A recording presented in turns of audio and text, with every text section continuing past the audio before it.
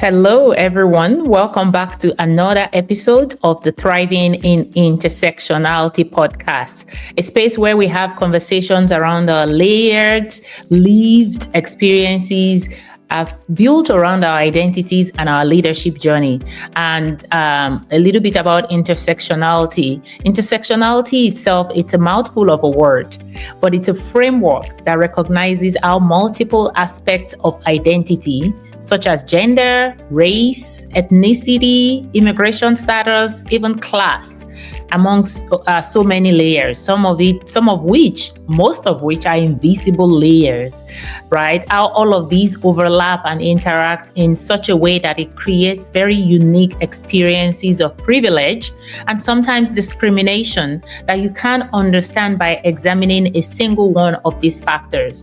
So look up the word, read up more. One of my favorite people to follow and to learn from around intersectionality is Kimberly Crenshaw, and she's done a lot of work around the intersection of race and gender. She actually coined the word.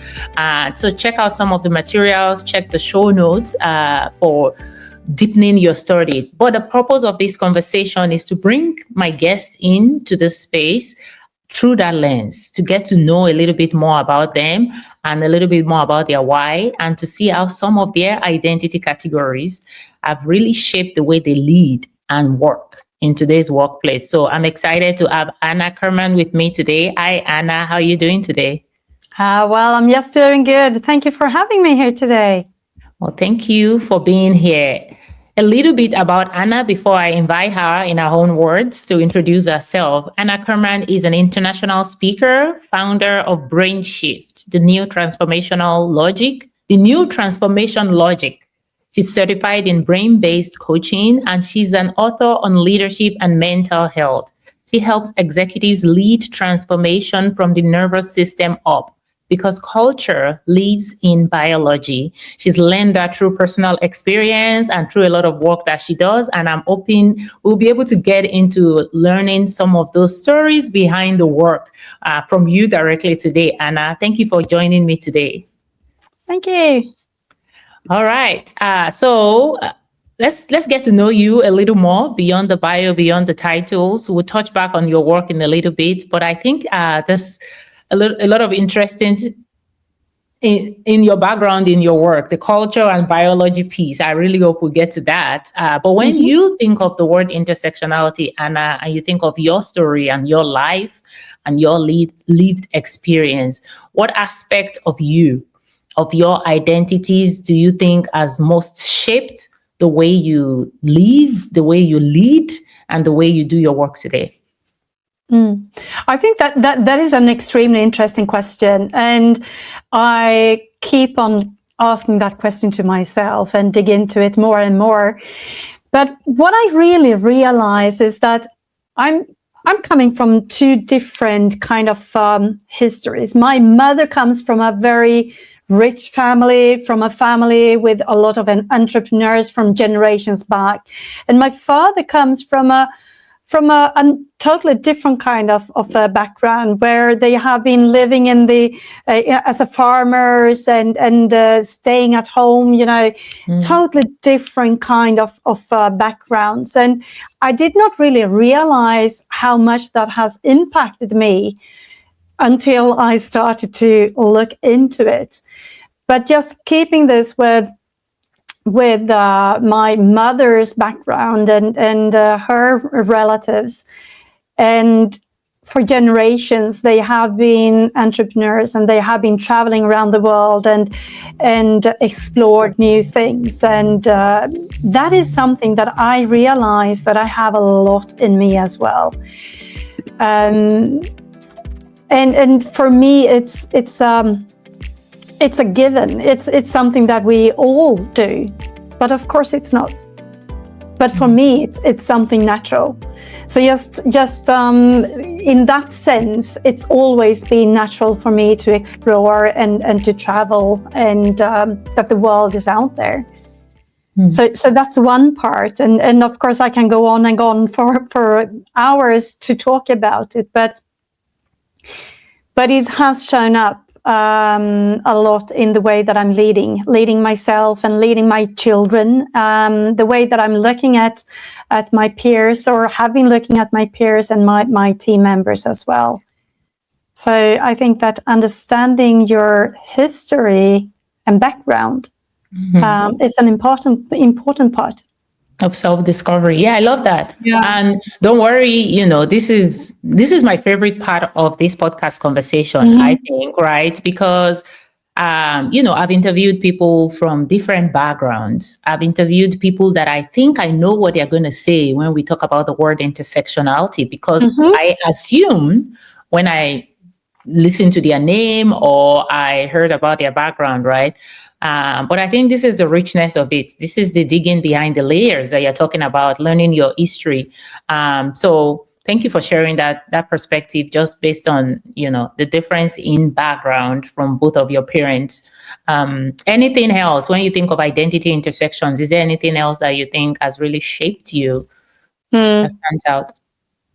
Well, one thing that has been very obvious for me, as I've been working at the Volvo Group for many, many years. I was in employment there for 24 years. And most of the people there are men. Most of the people there are engineers. And I'm either a man or an engineer. So I've always been like an outsider. And the way that I've been thinking has been differently than most of my peers have.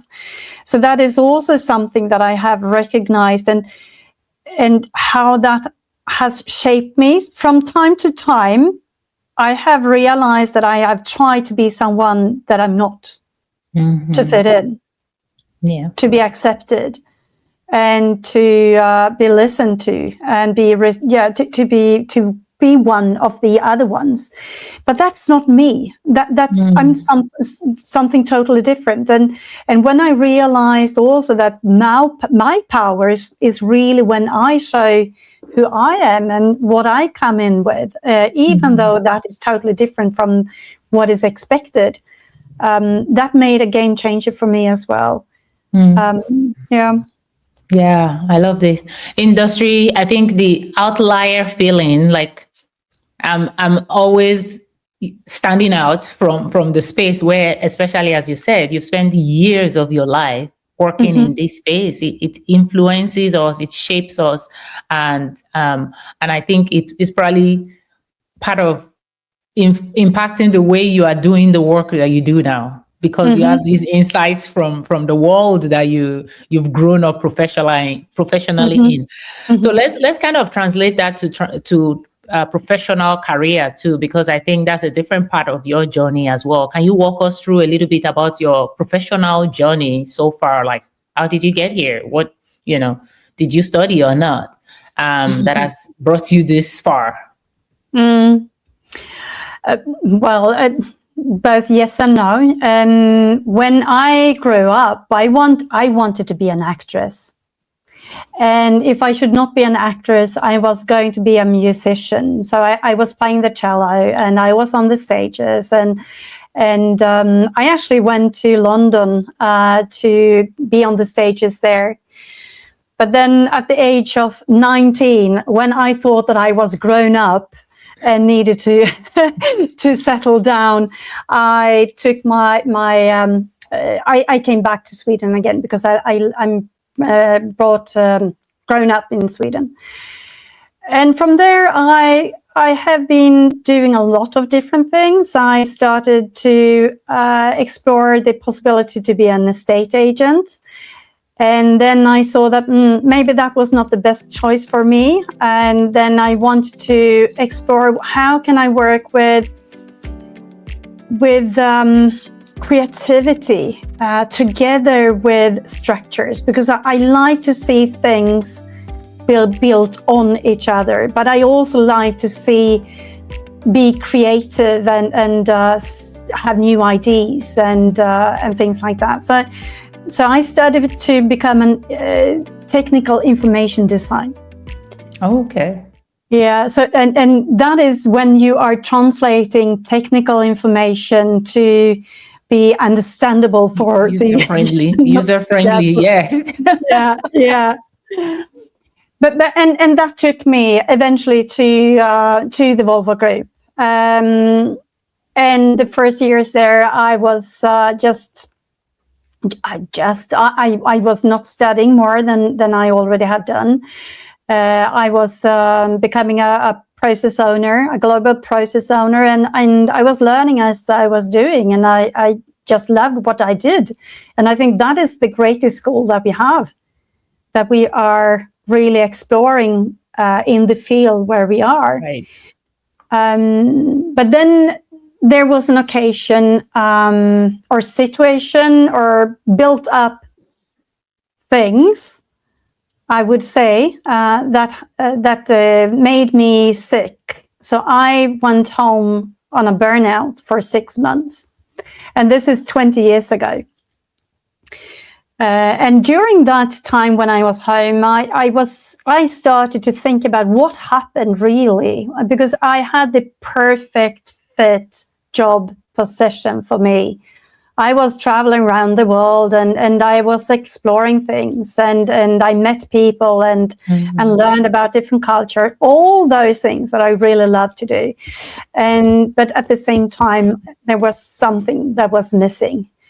And so that is when I started to study what I now work with.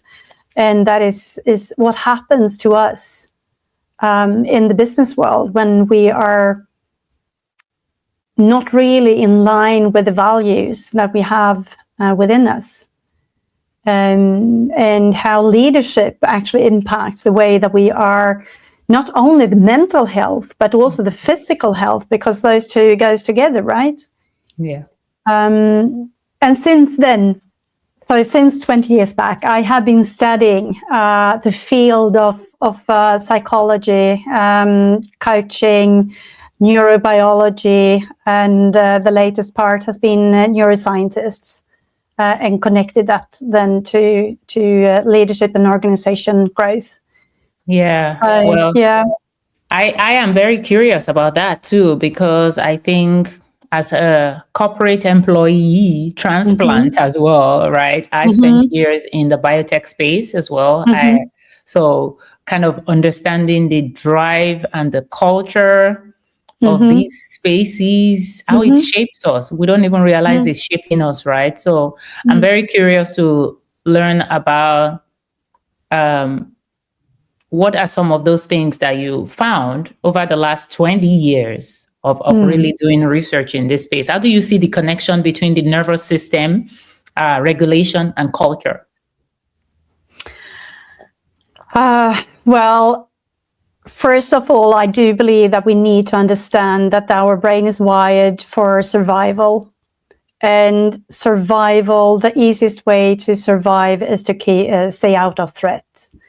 So just by understanding that and then look at the culture that we have around us and what is it that is really the most scary thing for us in a corporate or in any kind of business, that is to be excluded.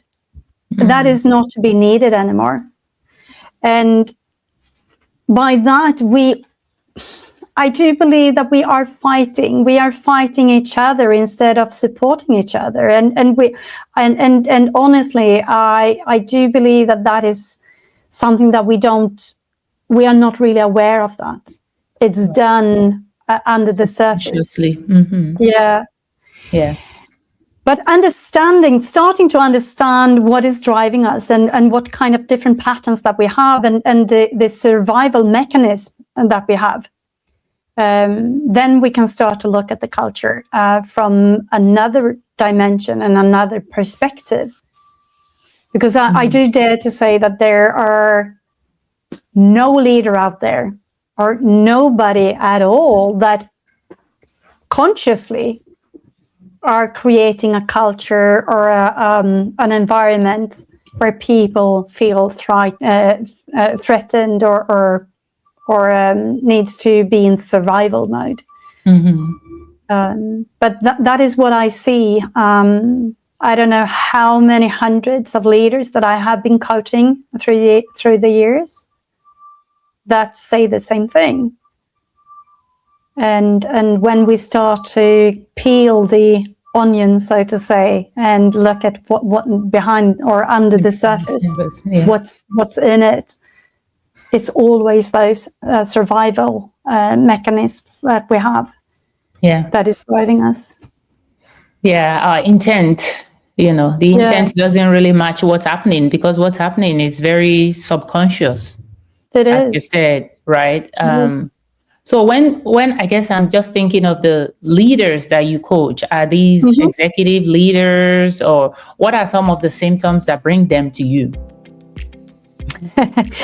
First, well, what they come with is usually a situation where they see that we need to get the speed is not high enough for the change that we need to do. The engagement is not as high as we are expecting. The well-being is not there. People are on sick leave. All those things that you can measure. Yeah, the things that you can measure. So that is what people usually comes with. But then after a few minutes or few hours, maybe sometimes, we can see that there is totally different things. That is really this, the uncomfort, that they don't really know what is expected from them. From themselves or from their peers or from their management. Usually there's a lot of shame and guilt behind the surface as well. You have shame and guilt at home because you are not present enough at home. You have shame and guilt at work because you don't feel that you are present enough there, and that you don't manage what is expected from you. So I would say that is usually what's behind more or less everything. A lot of insecurity. What if they understand that I'm not as good as they believe I am? So all those things that's I mean, we are humans. All of us are humans.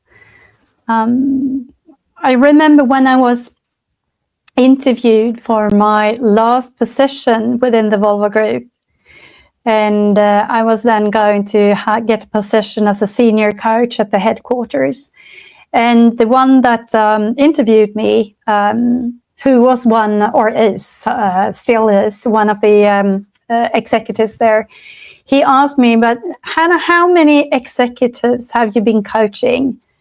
And I said, "Well, I have more been coaching middle management than executives so far, but I don't really understand the question." And he said, "Well, yeah, but executives are a little bit different." And I said, "Well, we are all humans.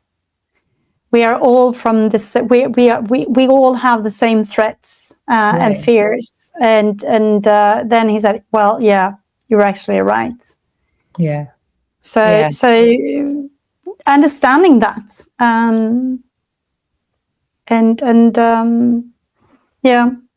Yeah, and in the corporate world, the titles, the hierarchy. I mean, the higher you go, the more at risk you are, because now there's more expectation. There's higher expectations. There's more need for camouflage to keep covering up what's going on and showing up at a certain level.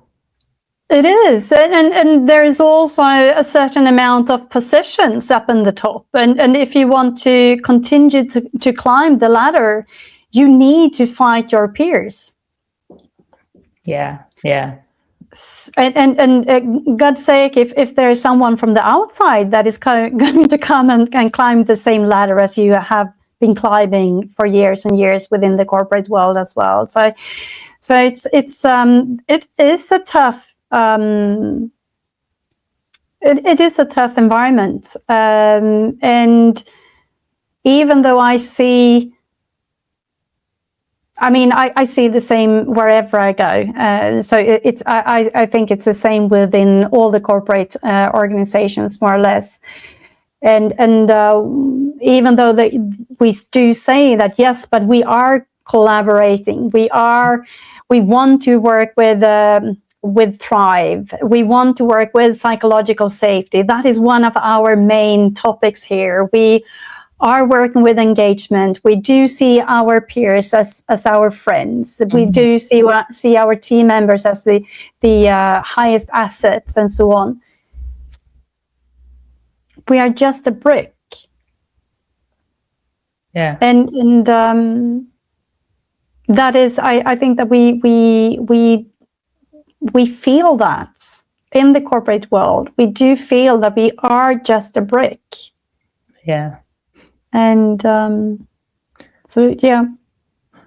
Unfortunately, we spend the most of our time in there. And so understanding these systems and how to survive within it is very important.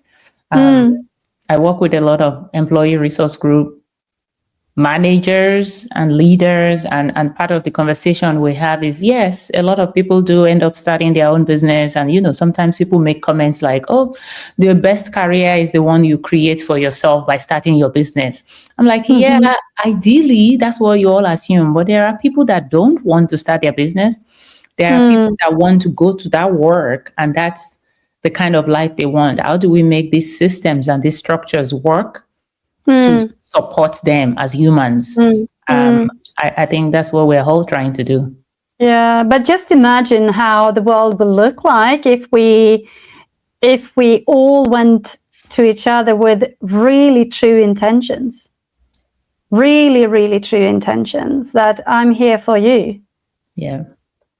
And sometimes I kind of take a metaphor with that, because I have grown up children, but I also have a son that is 8. So it's 20 years between my youngest daughter and my son. So it's really 2 different generations. 2 different generations, yeah. And what I can see is that when I became a mother the first time to my lovely daughter, I was so proud. I was so proud of her, and I was so proud of me being a mother.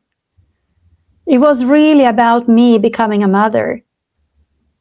And then now when I got my son, I was definitely not proud becoming a mother, because I'd been a mother for 20 years. So he's not here due to that at all, to fulfill any of my needs. He's here out of pure love to another person, and I wanted to be able to have this, or to serve this little child and make the best version of him in this world. And I can see that there is a similarity when we are talking about leadership as well. What is the reason for you to become a manager or a leader? Because that will impact the way that you are talking to your peers, talking to your team members, right. How you are climbing the ladder, if we should continue to use that word. Yeah. So it's really, and I don't think that there is any good or bad reason, but there is an impact in the way that you are going to behave and act and react, depending on the reason. Reasons. Yeah, absolutely. You're right. I've heard you use the phrase, culture is not just strategy, but biology in action. And I feel like that's what you're describing, but do you want to add anything to that phrase? Right, like talking about the culture of a workplace as biology in action. When we are talking about culture and structure, because this is really, really where I am extremely firm as well, that we need to work with both sides. It's like closing a zipper. I'm usually using that as a metaphor as well. When we are closing a zipper, we need 2 sides. And some organizations, they try to close the zipper with just the culture part, right? And working with that for 2 weeks or 2 months or 2 years, focusing on that. And then we focus on the structure. But what we really need to do is to make sure that the culture and the structure goes together, and the teeth are intervened together to make this zipper strong enough to hold whenever the wind is really hard. Yeah. So what I mean with that is really how the biology and culture part needs to work together with the structure. Let's say that we should, just use the phrase that many organizations use, is that we should have trust. We should have trust in each other. But then you have a structure that shows something different. That your grandfather or someone needs to sign a paper, whatever. Is that trust? Yeah. Then the values are not really intervened with the way that we are creating and putting up the organizational structures. Yeah. Yeah, I love the examples that you're giving. I'm a very visual person, and so when you're talking about having a child over 20 years ago and having a child now, yeah, of course you love both of your kids, but the experience is different. With the first one, it's about you and your feeling, and that's, I'm thinking of it as similar to a first-time manager or a new leader that became a leader overnight. Right? You're proud. It's about you. You're not thinking of your team. You're thinking, I'm amazing, or how do I show these people that I deserve this space, right? It's different from when you start to move ahead in a space that already has a built-in culture that you're trying to blend into. So thank you for the vivid examples, and definitely looking forward to sharing more details about your work. For those listening on the details. But let's bring this back as we close it out. I like to tie this back to the beginning, right? So if we talk about who you are, your identity, your intersections, if there's anybody listening who maybe can relate with you, the Hanna from decades ago, right? Earlier in their career, filled with, ambition, dreams, goals. And then you think about somebody that is navigating that too right now in their career. What are some of how do you think your own lived experience shapes the work that you're doing now? How do you think your layers, your intersections is showing up in your leadership and your consulting and your coaching world right now? One of the things that is extremely important for me is to understand my own values. My strongest values and why those are so strong for me. And one of them is trust, so trustworthiness. And that is something that I can see in everything that I'm doing as well, that it's so important for me to have a transparency. And then I'm talking about transparency. And I can also see how that when I'm starting my coaching sessions, that is the most important thing for me. First of all, to make sure that we are here and we trust each other. So, and that goes back, of course, many years, or for my full life, when I sometimes have trusted people and they have, backstab me, and how extremely devastating that is. Yeah. And I don't want, and I definitely don't want to give that to someone else at all, or anyone else in who's together with me. So that's why. So really to understand your values, and I just shared one of my values, and usually we talk about that there should be no more than 3 values, because then you cannot really see how they are connected to what you are doing.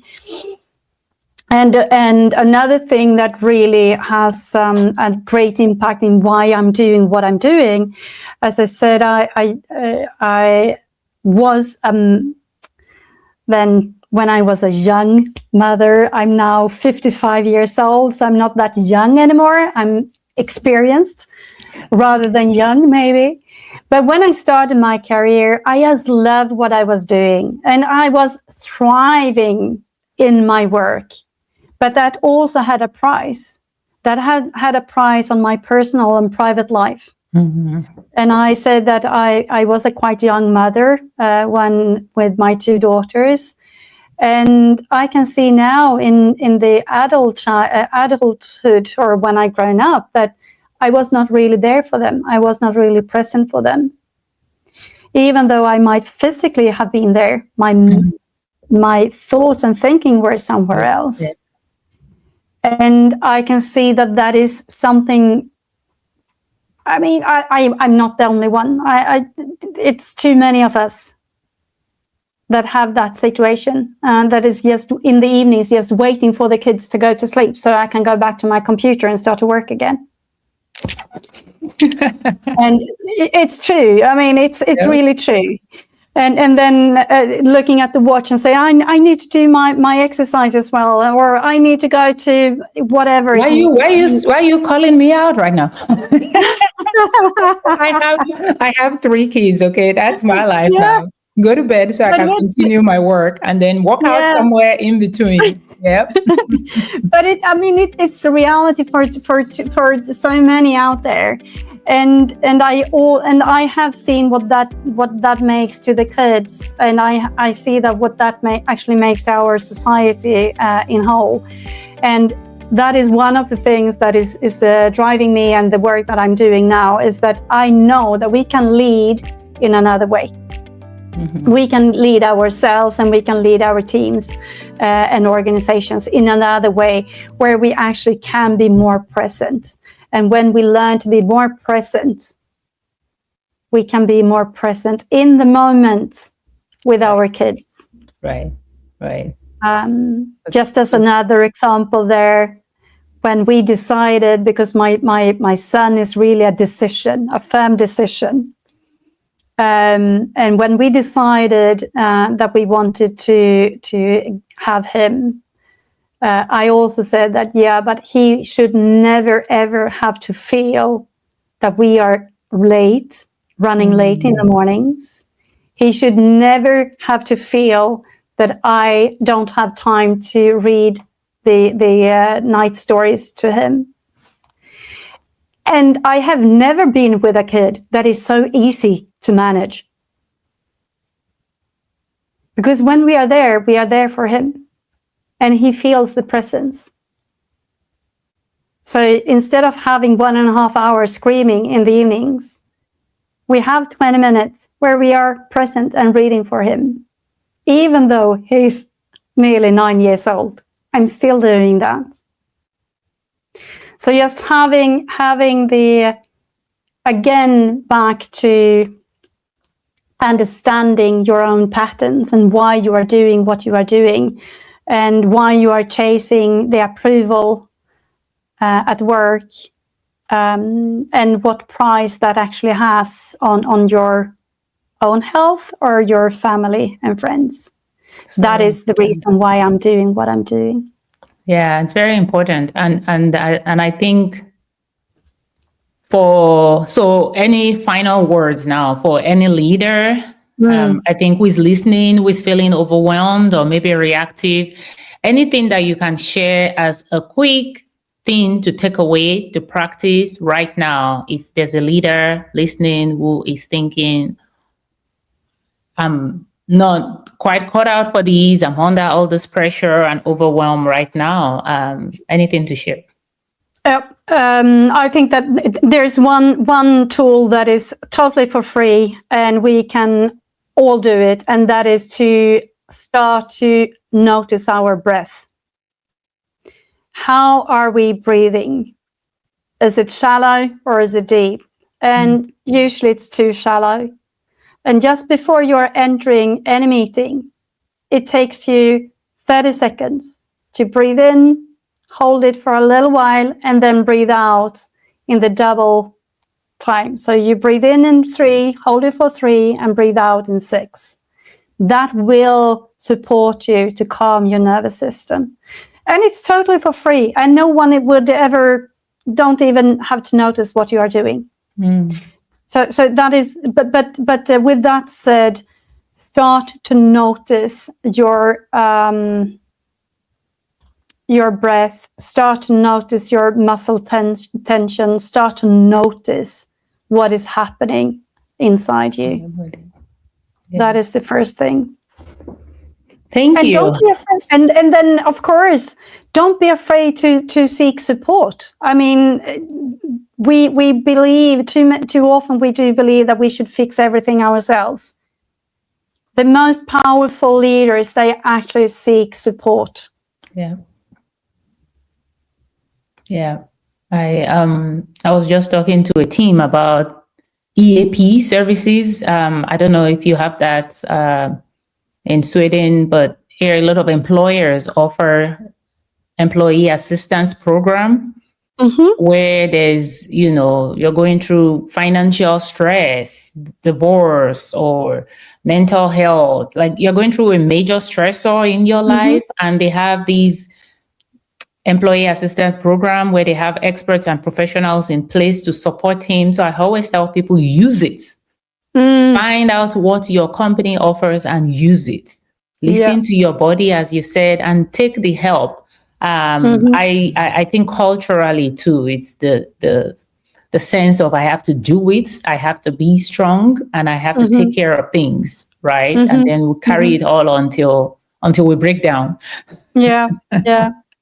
All right. Well, thank you so much. That's a good final word. Well, thank you. Thank you for sharing. Thank you for the work you're doing.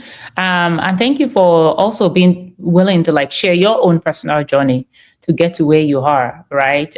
Because I think my favorite part of this is learning who my experts, leaders are behind the titles and the bios and some of what makes you do what you do so well. Right? It's all tied to identities. So thank you for sharing that. I have a final question that I always ask before we close out. If you were to share a meal with your coworkers or team, what would it be and why did you pick what you picked?